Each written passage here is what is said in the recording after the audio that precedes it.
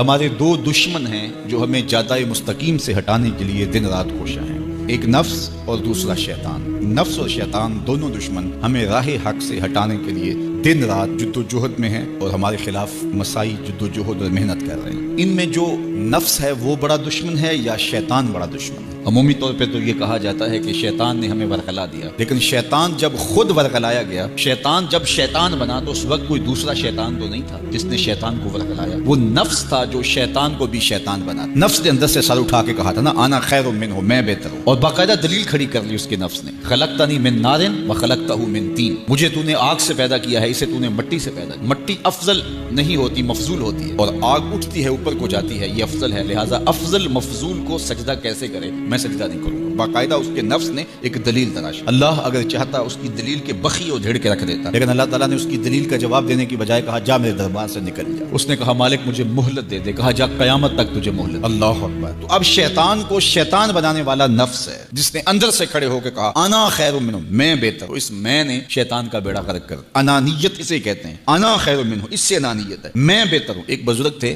انہوں نے ساری زندگی اپنی زبان پہ لفظ میں نہیں آنے دیا۔ وہ فرماتے تھے یہ وہ لفظ ہے جس نے شیطان کا بیڑا غرق۔ تو وہ اس مفہوم کو ادا بھی کرنا چاہتے تو بالفاظ دیگر کر۔ کسی نے سنا کہ فلاں شخص ہے، اس کی زبان پہ کبھی میں کا لفظ نہیں آیا، تو اس نے کہا لو اس کی زبان پہ یہ لفظ کیوں نہیں آیا، میں جاتا ہوں اور ان کی زبان پہ یہ لفظ آئے ہی آئے۔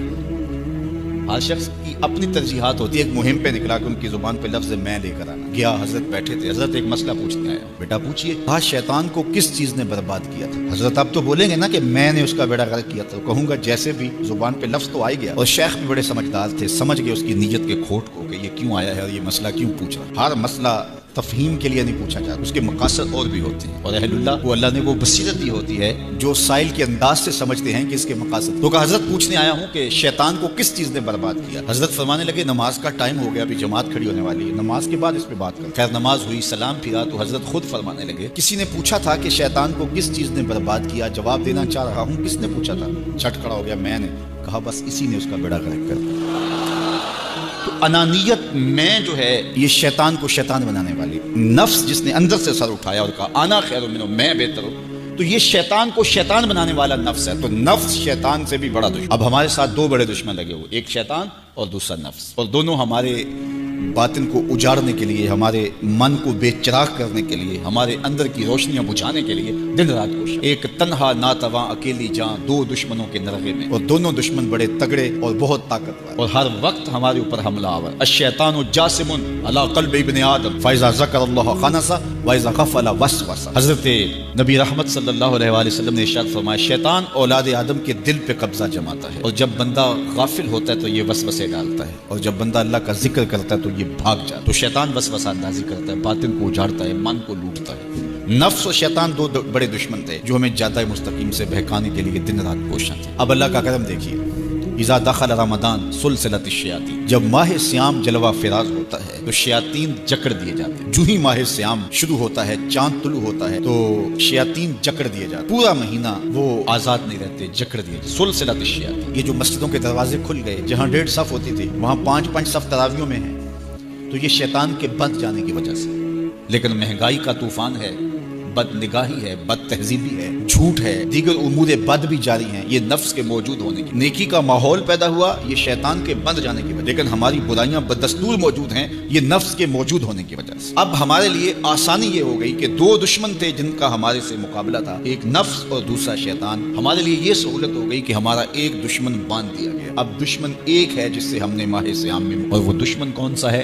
نفس۔ اب نفس کا مقابلہ اتنا آسان بھی نہیں، یہ بہت ڈاڈا دشمن ہے، اندر کا دشمن ہے، گھر کا بھیدی، باج فقیراں کسے نہیں ماریا، باہو ظالم چور اندر اتا ہو۔ یہ بڑا سخت اور بڑا شدید قسم کا دشمن ہے، یہ اس کی چالیں بہت باریک، شیطان کی چالیں بھی بڑی باریک ہیں اور نفس کی چالیں اس سے بھی زیادہ باریک۔ اب کیسے مقابلہ کریں؟ شیطان بھی ہماری متاع عمل کو لوٹنا چاہتا ہے، حتیٰ کہ ہمارے ایمان کو برباد کرنے پر تلا ہوا ہے، اور نفس بھی چالیں چل رہا ہے، اور ہم اپنی زندگی لاؤبالی میں گزارتے چلے جا رہے ہیں، ہمیں پتہ ہی نہیں کہ ہم موت کے کتنا قریب ہو رہے ہیں، اور شیطان ہمارے اوپر، نفس ہمارے اوپر حملہ آور ہے، اور یہ چاہتے ہیں ٹھیک ہے یہ چلتا رہے، یہ رسمی زندگی گزارتا رہے، کوئی بات نہیں، اس کے اندر کو ہم لوٹ لیں، اور یہ دونوں دن رات لگے ہوئے۔ ماہ سیام آیا تو ہمارا ایک دشمن بند گیا، ہمیں تھوڑی سی سہولت مل گئی، اب ایک ہی دشمن باقی ہے جس سے مقابلہ کرنا باقی ہے۔ اور وہ ہے نفس. اب نفس سے مقابلہ کیسے ہوگا؟ تو کسی ایکسپرٹ سے پوچھیں کہ جناب نفس ہے، ہم کمزور ہیں، شیطان دشمن ہمارا بندہ ہوا ہے، 2 محاذ کھلے تھے تنہا جان کے لیے، 1 محاذ بند ہو گیا،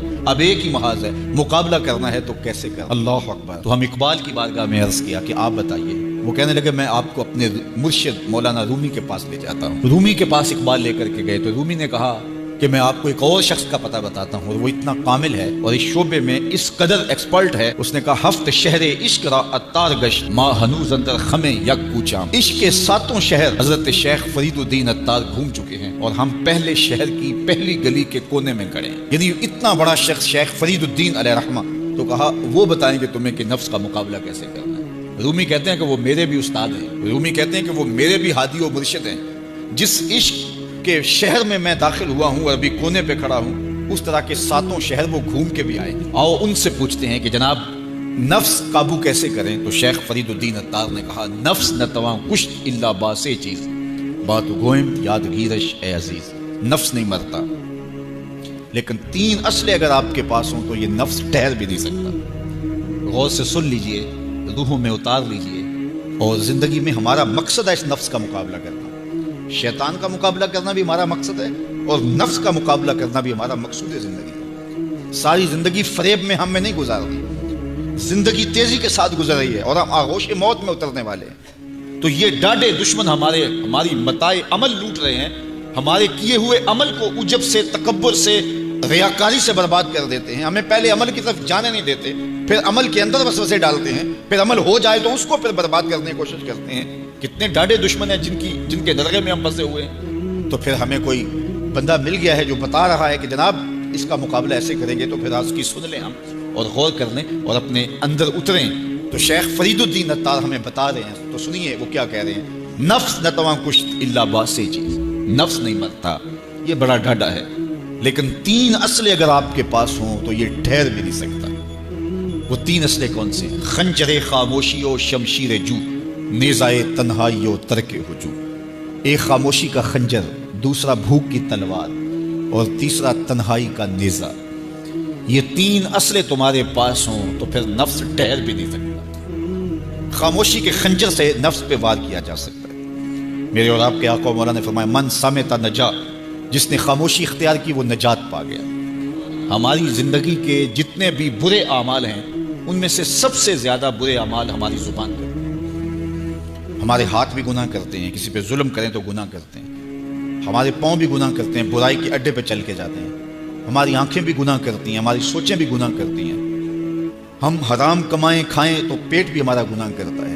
لیکن سب سے زیادہ گناہ ہماری زبان کرتی ہے. جھوٹ یہ بولتی ہے، غیبت یہ کرتی ہے، بہتان یہ لگاتی ہے، گالی گلوچ سب و شتم یہ کرتی ہے، گلے شکوے کا انداز، ناشکری کا لہجہ یہ اختیار کرتی ہے. اسی لیے میرے اور آپ کے آقا مولا نے فرمایا جو تمہارے 2 جبڑوں کے درمیان ہے، یعنی تمہاری زبان، اور جو 2 ٹانگوں کے درمیان ہے تمہاری پارسائی کی جگہ، ان 2 چیزوں کی تم مجھے ضمانت دے دو، میں محمد تمہیں جنت کی ضمانت دے دیتا ہوں.